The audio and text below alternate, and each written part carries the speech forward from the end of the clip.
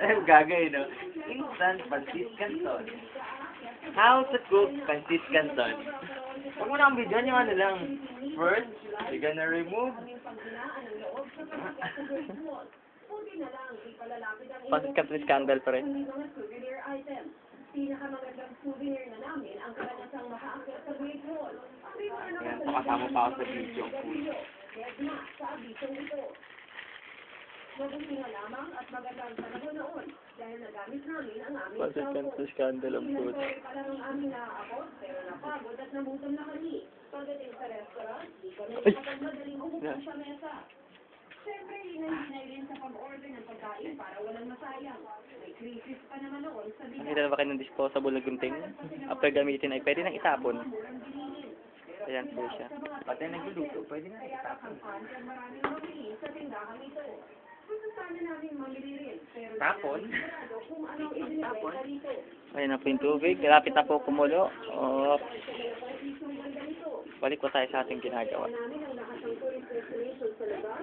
Kung susundin namin ang sign na ito. Sa mahigit isang linggo namin sa China, marami kami naipong masisayang alaala. Pancit canton scandal. Kami naligaw sa airport pa uwi sa Pilipinas. Sabi ng isang eksperto, di dapat ikagulat ang mga ganitong signs sa China dahil di naman daw talaga gamay ng mga Chino ang Ingles. Ang ganitong signs, di para sa mga Chino, kundi para sa mga bumibisitang turista. Pagpaswerte po yung kaya niya tinapon. Hindi naman kasi nila talaga lingwa. Para sa demonyo yun.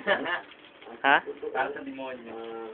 Pinag-aaralan Para gugutom na para sa makikipag-ugnayan pandaigdigan. Siyempre, pagkatapos niyo po magluto, huwag kakalimutan maghugas. At kamay po, ayan po, naghugas siya ng kamay. Huwag kakalimutan maghugas na ito. At huwag din kakalimutan, linisin ang kalat. Ayan po, gumamit po siya ng fork para haluin ang ating pinasarap Na pancit canton. pancit canton. Marami po kaming inad na toppings yan. Marami po kami ilan sa toppings. Toyo, mantika. Toyo, mantika, at flavoring. Ang pinakamahalaga po sa atin ay yung pansit na binili pa namin sa Hawaii. Ayan na po, lalagay na. Ilang minuto pa rin papakuluan yan? Mga isa, 1 minute.